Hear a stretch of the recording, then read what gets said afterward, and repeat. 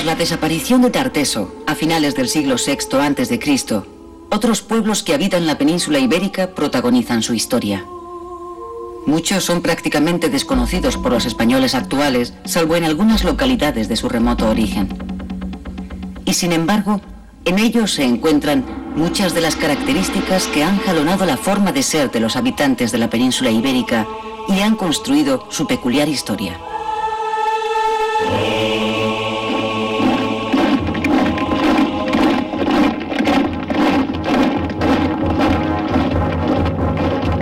Los nativos ibéricos, enraizados en sus costumbres, se oponen durante cientos de años a las potencias invasoras, Cartago y Roma, que transformarán sus vidas.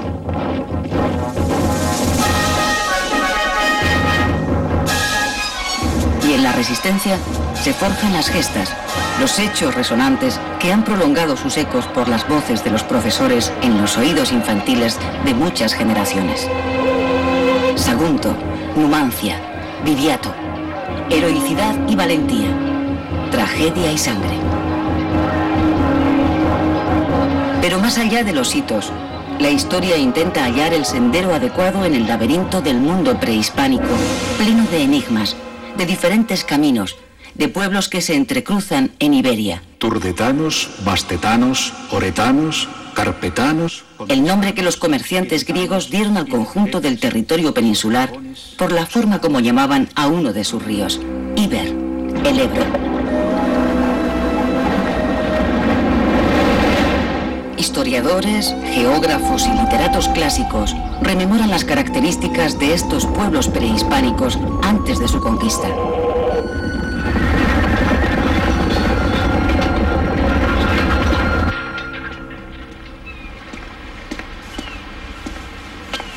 El griego Estrabón, al servicio de Roma, describe en 17 libros todo el mundo conocido de la época para proporcionar a los gobernantes los conocimientos de geografía, tanto natural como humana, necesarios para dirigir la administración y la guerra.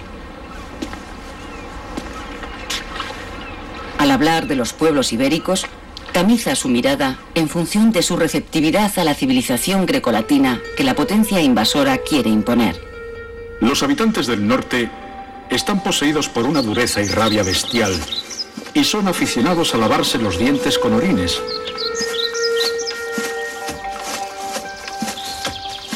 Mientras los turdetanos, herederos de los tartesios, son de costumbres dulces y cultivadas. Tienen fama de ser los más cultos entre los iberos. Poseen gramática y escritos de antigua memoria, poemas y leyes en verso que ellos dicen de 6.000 años.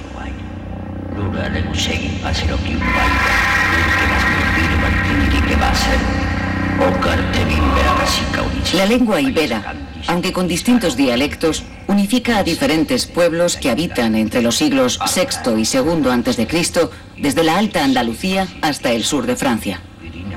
Desarrollan su escritura, que consta de 28 signos alfabéticos y silábicos de procedencia fenicia y griega, que a pesar de las investigaciones realizadas, todavía solo podemos leer, pero no interpretar.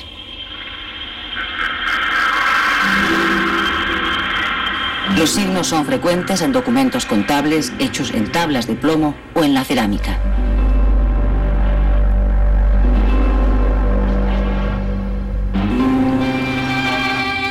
Cultura abierta, mediterránea. En Cataluña, el Valle del Ebro, Valencia, el sudeste, la Alta y la Baja Andalucía, se construyen ciudades, aparecen poblados, se realizan bellas esculturas, se emplean tornos de alfarero y se generaliza el uso del hierro.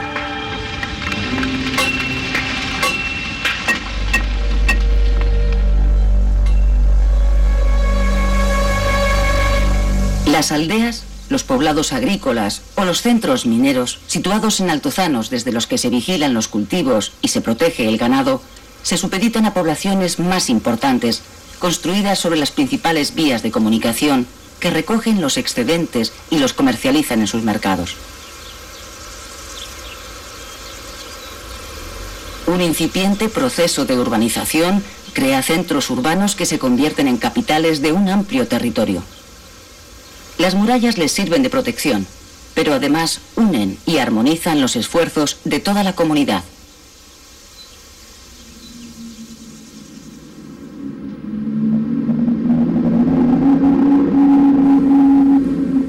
urbanismo es aún poco complejo. Apenas hay diferencias arquitectónicas entre unos espacios y otros. No hay palacios, ni teatros, ni grandes almacenes o edificios públicos.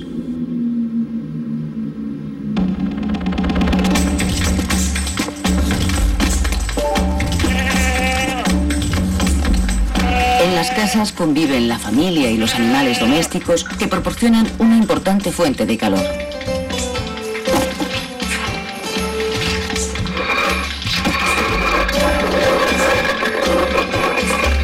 Todo se produce en el propio hogar. Vestidos, calzados, muebles, herramientas.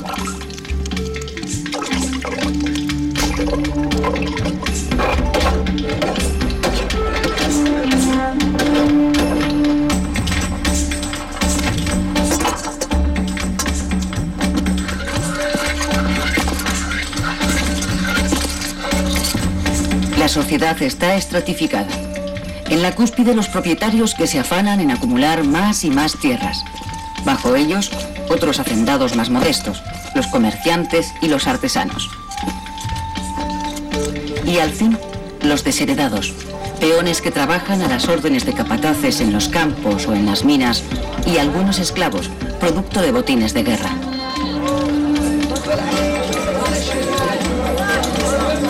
Muy de tarde en tarde, los pobladores ven alterada su cotidianidad por la llegada de vendedores ambulantes y artesanos que intercambian sus preciadas mercancías.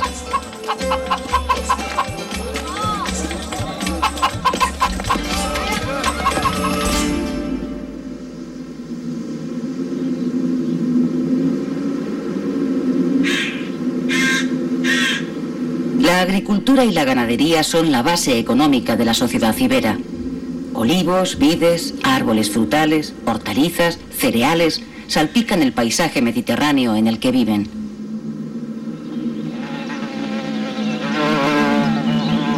La miel, además de servir como excelente conservante, constituye un manjar para el paladar de los iberos y un preciado bien de comercio e intercambio. El mayor enemigo para los agricultores iberos es el conejo. Una especie que despierta la curiosidad de los griegos al llegar a la península ibérica, pues para ellos es desconocida. Estrabón, en su Geografía, señala que los conejos constituyen una auténtica plaga. Los animales dañinos son raros, excepción hecha de unas librecillas que agujerean la tierra y algunos llaman levérides. Como se alimentan de raíces, destruyen plantas. Son animales imposibles de combatir, dada su multitud. En muchos lugares existe también una importante riqueza minera. Los textos de Estrabón recogen antiguos testimonios que cuentan que en la Bética, correspondiente a la actual Andalucía, habría más oro, plata y hierro que en el resto del mundo.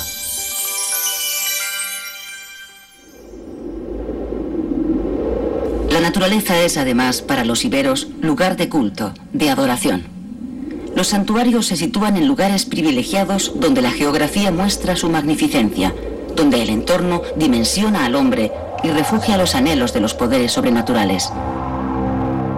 Bosques, cuevas, promontorios guardan los deseos de bienestar, salud e inmortalidad. Los iberos colocan en esos enclaves figuritas y exvotos, a veces solo trozos, una mínima escultura que representa la pierna dañada, la mano herida, el rostro de la persona enferma, el animal doméstico necesario para cultivar la tierra. Otras veces, la representación de la figura humana se abstrae o esquematiza para pedir buenas venturas, fertilidad, descendencia.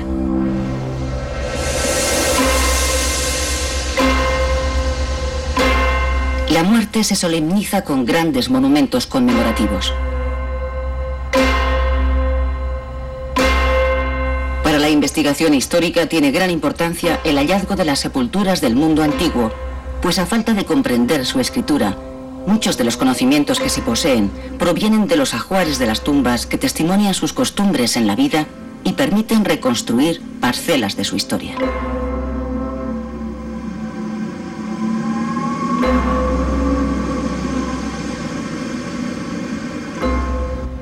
El arte perpetúa la ideología de reyezuelos, príncipes o jefes que reclaman para sí el designio de los dioses.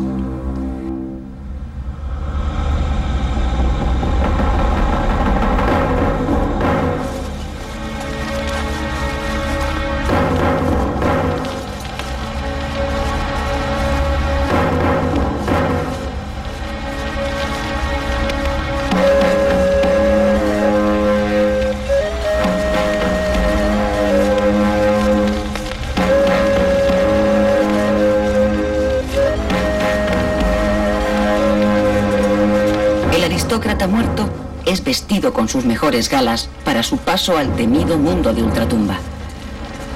Es enterrado en compañía de sus armas. Se clavan tantas lanzas como enemigos hubiera matado en el campo de batalla.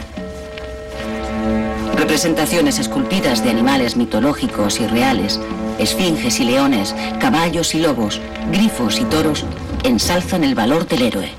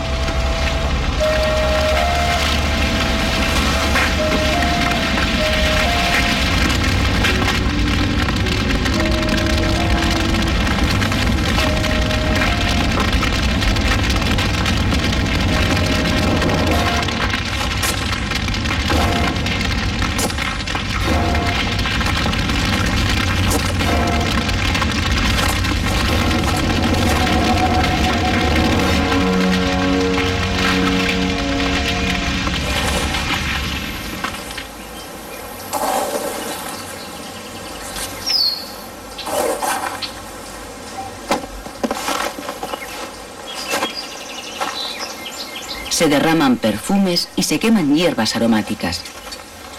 La ofrenda de vino y un banquete hacen honor al difunto. Junto a él se depositan huevos y piñas granadas que adquieren carácter simbólico de perennidad y sosiegan el espíritu del fallecido en el mundo de los muertos, impidiéndole un intranquilizador vagar en un hipotético regreso al de los vivos.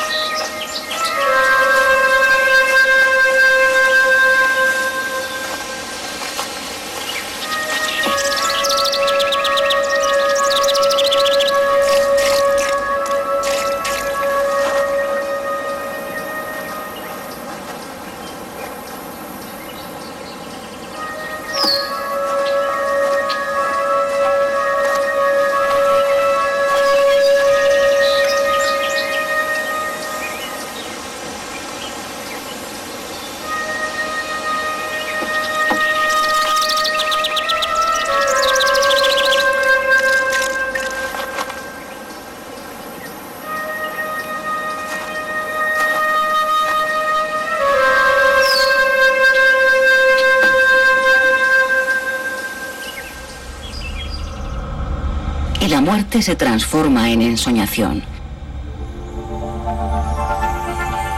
Y los artesanos se inspiran en la realidad para idealizarla, y de la talla surgen damas fascinantes, mujeres ante las que solo cabe la adoración, diosas madres que desentierran las expresiones y los sentimientos iberos para hacerlos inmortales en el tiempo.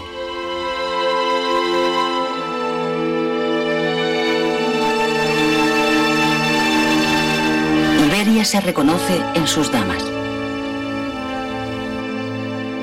Una de ellas, la dama de Elche, se convierte en emblema de la grandeza de la cultura prehispánica.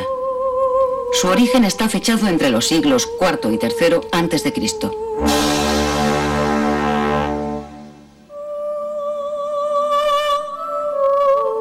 Descubierta en 1897 por Manuel Campello, pocos días después, la escultura es vendida al hispanista francés Pierre Paris.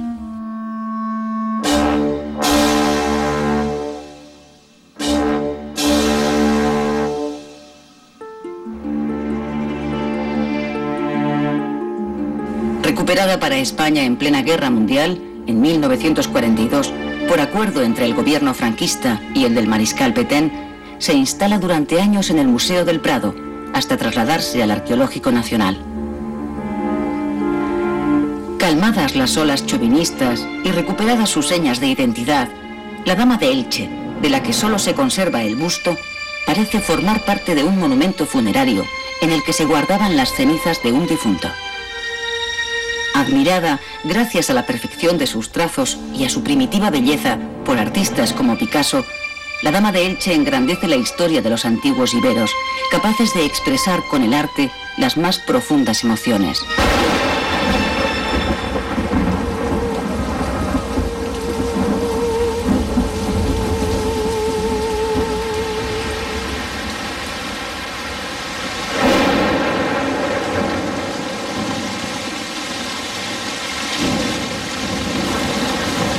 A lo largo de los siglos van llegando al norte peninsular pequeños grupos familiares indoeuropeos en busca de nuevos campos en los que practicar la agricultura o mejores pastos para la ganadería.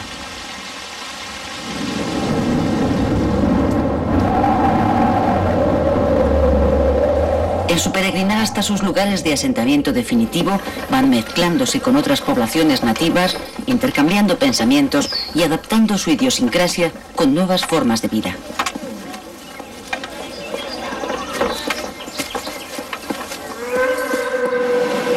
Establecidos en el norte de la península entre los siglos X y VI a.C., en Cantabria, Asturias y Galicia, estas poblaciones precélticas desarrollan una cultura que se prolonga durante cientos de años y permanece hasta el siglo I, en el que ya adopta algunos rasgos inducidos por Roma.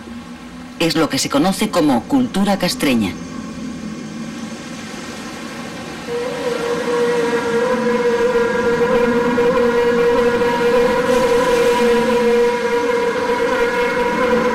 Los galaicos que habitan en el noroeste peninsular, astures y cántabros en el norte, hermanan tradiciones. Los castros suelen contar con 1 centenar o 2 de habitantes. La tierra es propiedad de la comunidad, pero los rendimientos agrícolas son escasos y los intercambios entre poblaciones no son muy frecuentes. La solidaridad entre los miembros del propio grupo garantiza la supervivencia. Solo las armas, algunos enseres domésticos, aperos de labranza, adornos y joyas pueden pertenecer al ámbito individual o privado.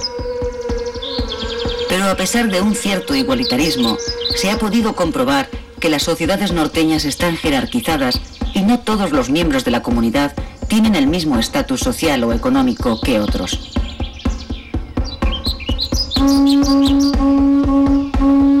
Estos pueblos norteños se resistirán ferozmente a la conquista de Roma. Tal vez sea por esta causa por la que Estrabón, en su obra, los refleja con cierto encono.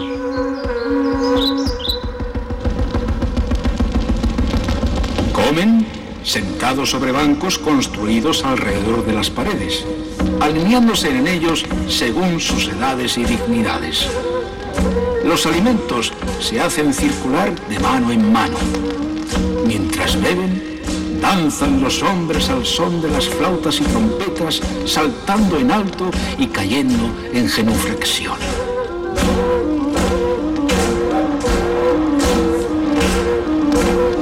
Su rudeza y su salvajismo no se deben solo a sus costumbres guerreras, sino también a su alejamiento, pues los caminos terrestres y marítimos que conducen a estas tierras son largos, y esta dificultad de comunicaciones les ha hecho perder toda sociabilidad y toda humanidad. Viven con mucha austeridad, hacen una sola comida al día y duermen sobre jergones de paja. Viven sin preocupaciones porque dejan transcurrir su vida sin más apetencia que lo imprescindible. Viven en ginecocracia, bajo el mando de las mujeres, un régimen no muy civilizado.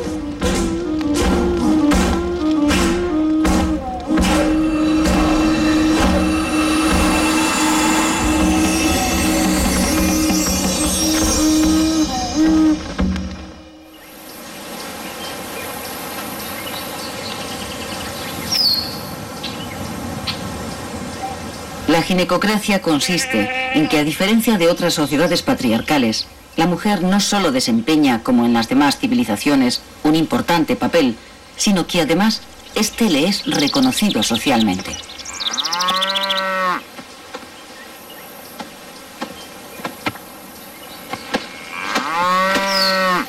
La mujer norteña alcanza una gran independencia en su relación con los hombres.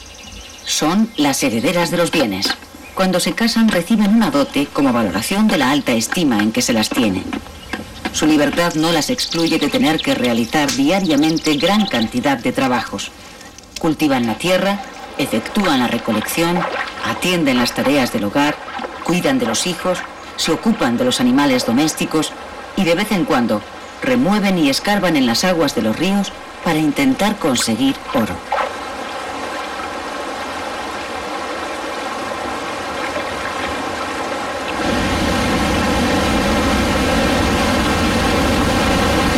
En la naturaleza está la cotidianeidad, pero también se encuentra la religión. La naturaleza une lo sagrado y lo profano, lo venerable e intangible con lo real. Algunos historiadores grecolatinos consideran que los galaicos son ateos. No entienden que pueda existir religión sin representación física de sus dioses.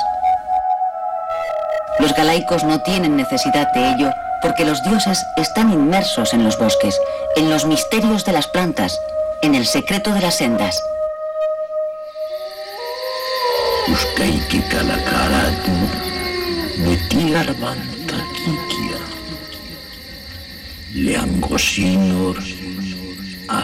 Carentes de escritura, la palabra de los ancianos prolonga la huella de la memoria con su voz. Y los oídos de los niños y de los jóvenes guardan la historia y acogen la tradición.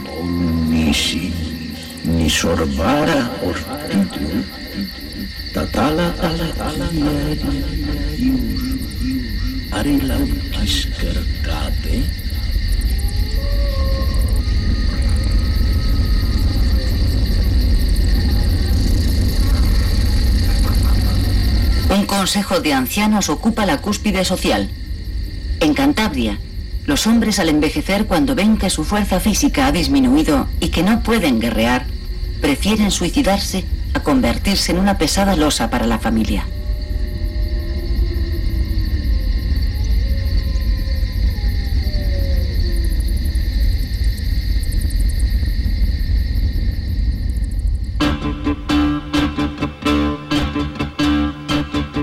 En el oeste peninsular, los lusitanos ocupan el territorio comprendido entre el Duero y el Guadiana.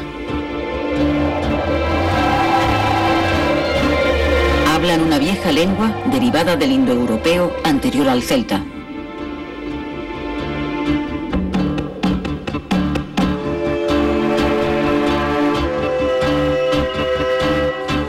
Con las guerras contra los romanos, uno de los caudillos lusitanos, Viriato, ya en el siglo II a.C., alcanza reconocida fama y se convierte en prototipo de las cualidades del héroe mítico e independiente.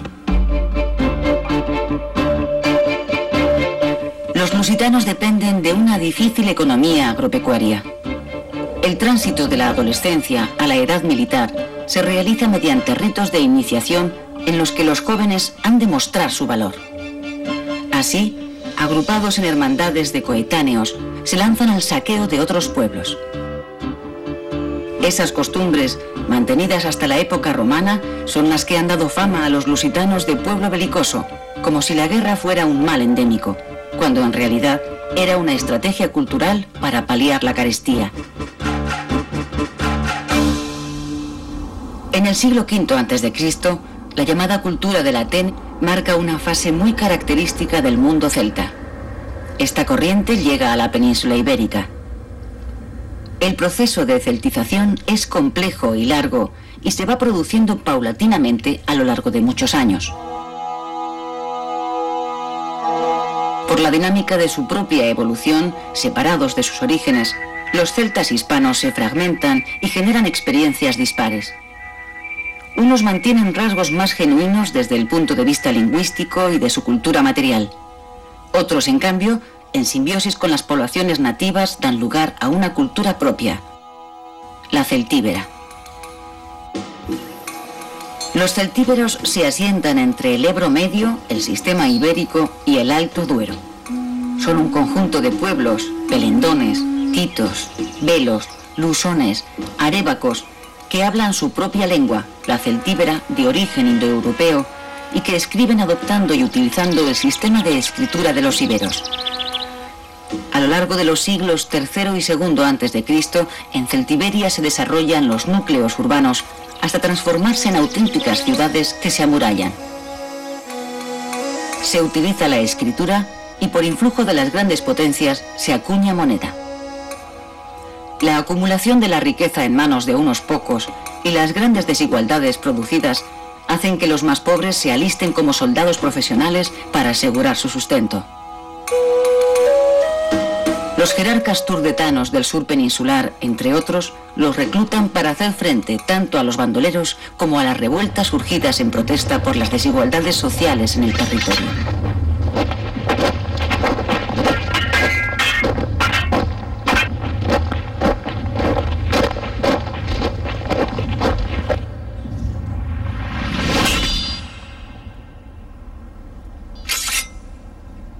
Son crueles en sus costumbres hacia los malhechores y enemigos, pero honorables y humanos con los extranjeros. Aquellos que llegan ante ellos los invitan a detenerse en sus casas y se disputan entre sí por la hospitalidad. Y aprueban a todo aquel que atiende a los extranjeros, considerándolo amado por los dioses. Feroces, arrojados, valientes y leales con sus patronos, los soldados celtíberos dejan los cuerpos de sus muertos en la batalla a plena intemperie para que los buitres, tras devorarlos, transporten su valeroso espíritu al cielo, donde les espera la otra mitad de la vida, mientras que los seres comunes, alejados de gestas tan sangrientas, cuando mueren, son incinerados.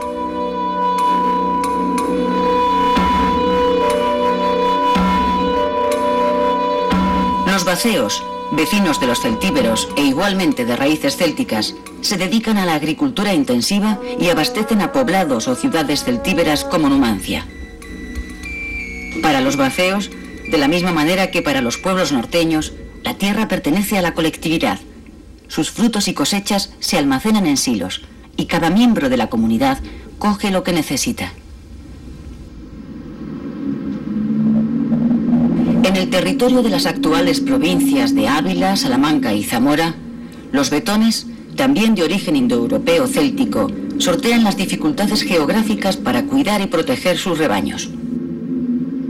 La ganadería es todo para ellos, y su forma de vida se idealiza y representa.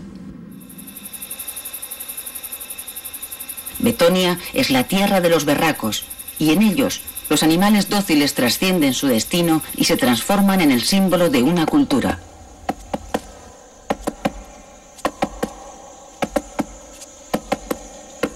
Al frente de la sociedad betona se sitúa una minoría guerrera que posee excelentes caballos y armas. El caballo es un animal fundamental para los betones en el paisaje en el que transcurren sus vidas. Su posesión, uno de los más preciados bienes. Enterrados en el ajuar funerario de las clases privilegiadas, destacan los bocados y espuelas de sus caballerías.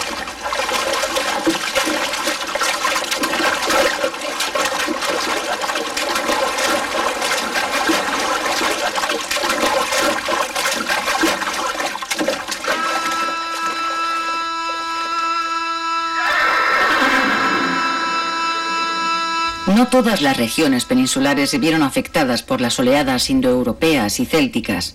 Zonas agrestes y valles de difícil acceso dieron cobijo a pobladores que mantuvieron sus rasgos tradicionales al margen de los cambios producidos por quienes iban penetrando progresivamente en la península.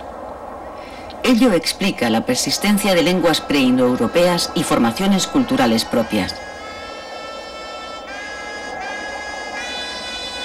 Se trata de pueblos de economía preferentemente pastoril, poseedores de lenguas antiquísimas, de las que al menos una ha pervivido hasta nuestros días, el euskera.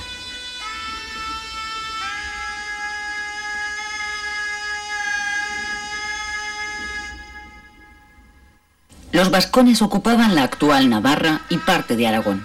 mientras que en lo que hoy constituyen territorios de Euskadi se asientan bárdulos, caristios, autrigones y verones. Las zonas limítrofes de su territorio reciben influencias celtíberas. Escasamente romanizados, aunque prestarán su apoyo a Roma en su avance hacia el norte, reciben posteriormente de la metrópoli conquistadora en agradecimiento la consolidación de su territorio y una cierta independencia.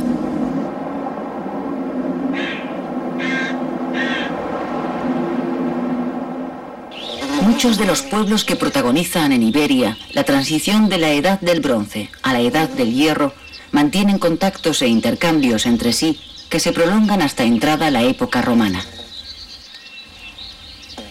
La Tabula Contrebiensis, que se expone en el Museo de Zaragoza, fechada el 17 de mayo del año 87 a.C., se hace para dirimir un pleito por unas conducciones de agua entre la ciudad ibérica de Salduye, Zaragoza, y la vascona de Albona, Alagón. El problema se resuelve en la ciudad celtibérica de Contrevia Velaisca, Botorrita, en Zaragoza.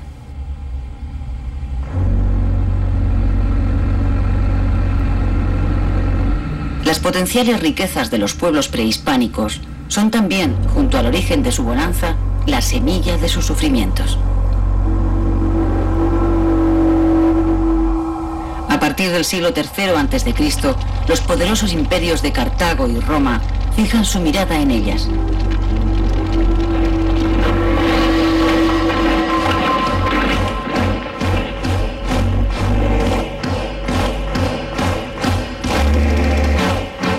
El odio que se profesan cartagineses y romanos ensangrentará a Iberia. Las guerras púnicas, en las que Roma y Cartago luchan por la supremacía política durante cerca de 100 años, convierten al Mediterráneo en escenario de una auténtica guerra mundial de la época.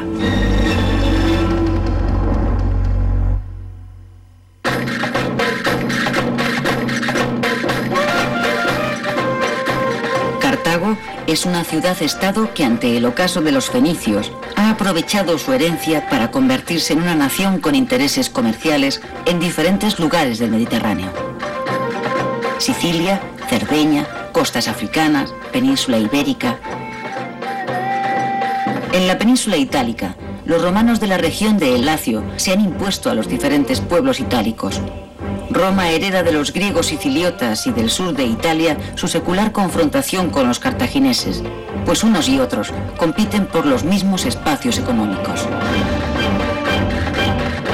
La primera guerra púnica se desarrolla en Sicilia durante 23 años y termina con la derrota de Cartago, que pierde sus posesiones en la isla y en Córcega y Cerdeña en beneficio de Roma. En el tratado que pone fin a la contienda, los cartagineses se comprometen a pagar una millonaria indemnización todos los años a Roma como botín de guerra.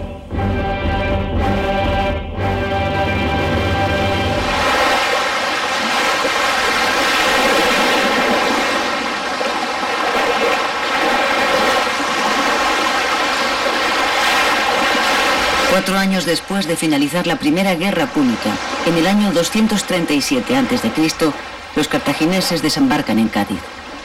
A su frente, uno de sus más prestigiosos generales, Amílcar, de la familia Barca.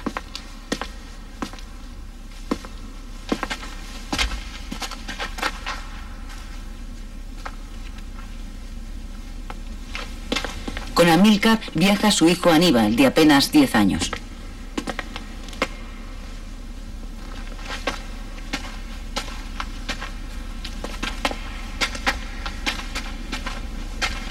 Según cuentan las fuentes históricas clásicas, su padre le ha conminado a hacer un juramento de odio eterno a los romanos.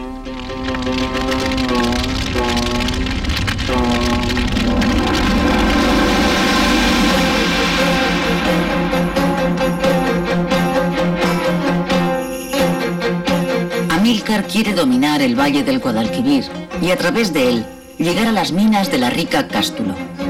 Pero muchos pueblos defienden su territorio de los conquistadores cartagineses.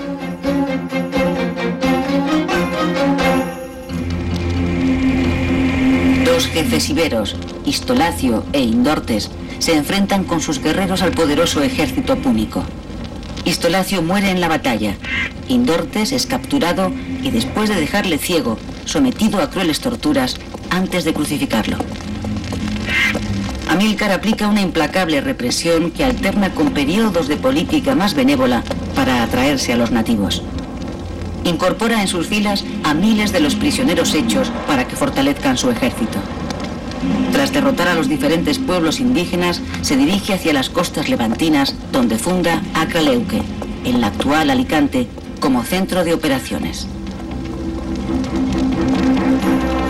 Amílcar emprende una campaña guerrera contra los pueblos del interior para consolidar los dominios levantinos, y en una de las batallas contra los oretanos, en Élique, cae mortalmente herido.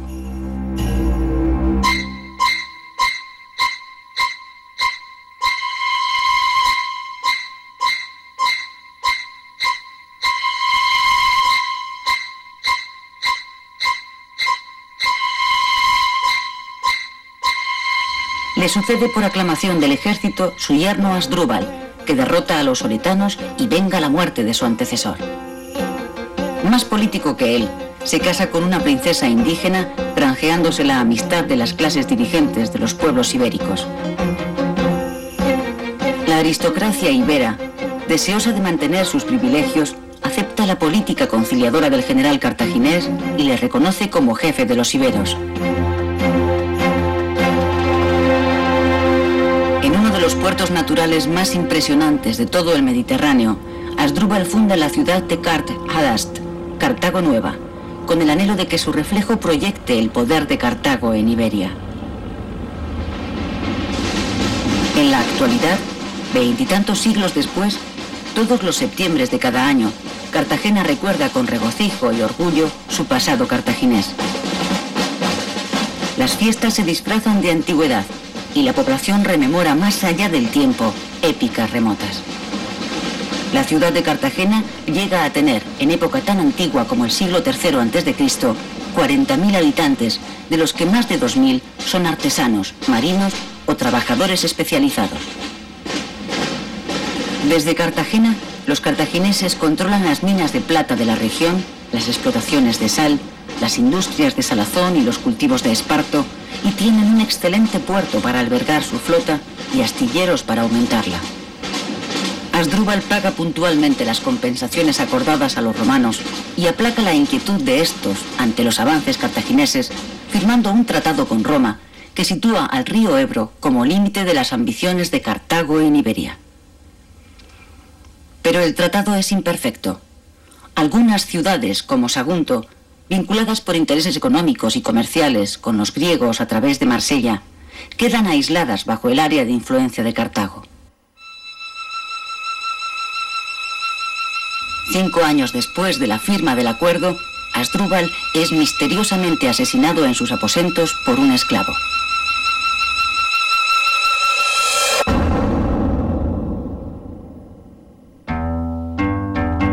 Aníbal es proclamado general de los ejércitos cartagineses. Sus marchas guerreras le proveen de botines, nuevos tributos de las poblaciones sometidas, soldados y esclavos para el duro trabajo en las minas.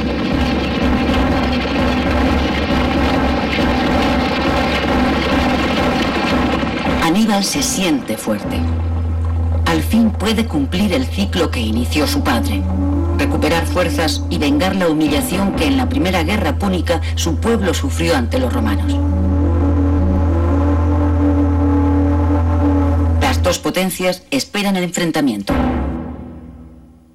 Solo necesitan un pretexto que desate las hostilidades. Ese es Sagunto.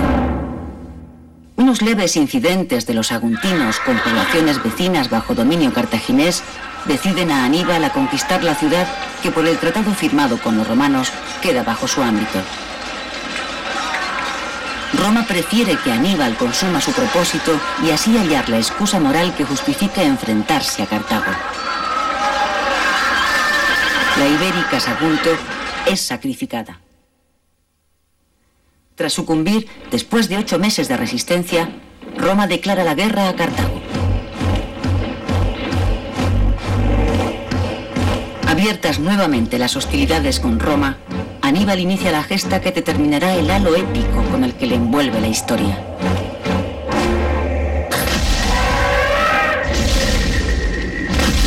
Con un gran ejército provisto de elefantes, atraviesa los Pirineos y los Alpes, llegando a la península itálica, donde en 3 batallas sucesivas derrota a 4 ejércitos romanos.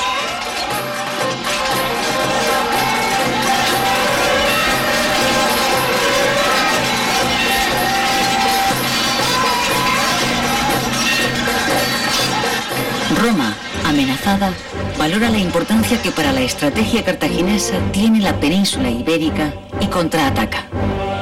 Un ejército al mando de los hermanos Publio y Gneo Cornelio Escipión desembarca en Ampurias.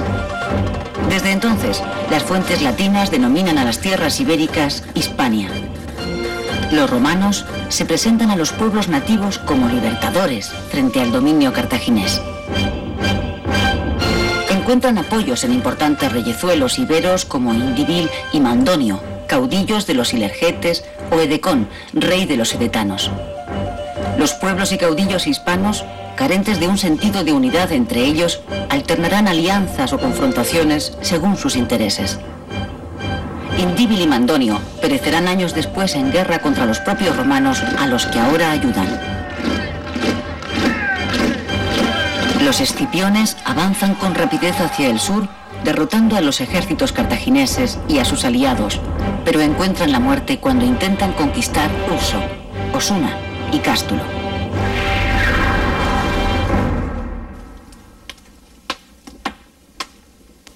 Dos años después, desembarca en Hispania el hijo de Publio, Publio Escipión, el africano.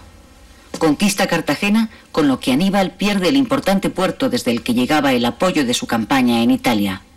Luego caen los últimos reductos cartagineses en el valle del Guadalquivir.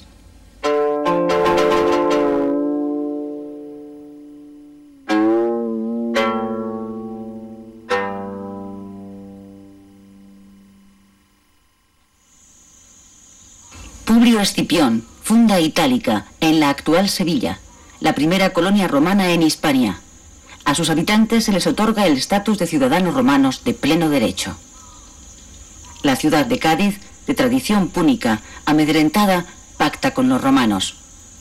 La aristocracia fenicia de la ciudad suscribe un tratado de amistad con Roma y se convierte en su aliada.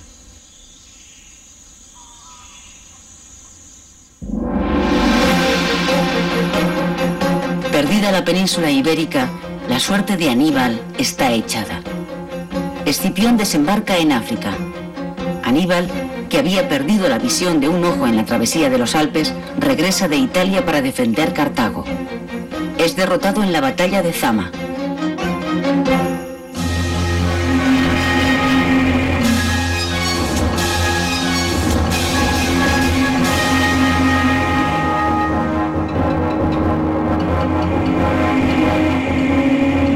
Regresa a una Cartago humillada y nuevamente endeudada por las indemnizaciones que tiene que pagar a Roma. Emprende una serie de reformas que le conllevan la animadversión de una gran parte de la aristocracia cartaginesa. Roma pide su entrega. Aníbal, perseguido, se refugia en Siria y en Bitinia. Pero acosado por los romanos, antes de caer preso, se suicida. El declive de los ojos de Aníbal en los lejanos confines del Oriente Medio, 55 años después de su llegada a las tierras hispánicas, sofoca su desasosegado espíritu, incendiado por su odio a Roma, y le evita la angustia de contemplar la eclosión de un nuevo orden en el mundo.